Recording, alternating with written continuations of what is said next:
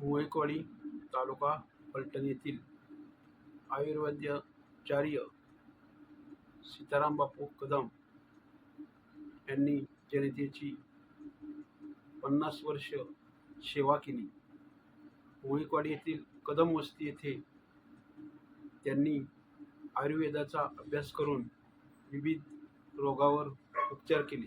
त्यांची आज 26वी पुण्यतिथीनिमित्त भजन, पुष्पांजली आदी कार्यक्रम कदम परिवाराचे करण्यात आला. त्यांना भावपूर्ण श्रद्धांजली.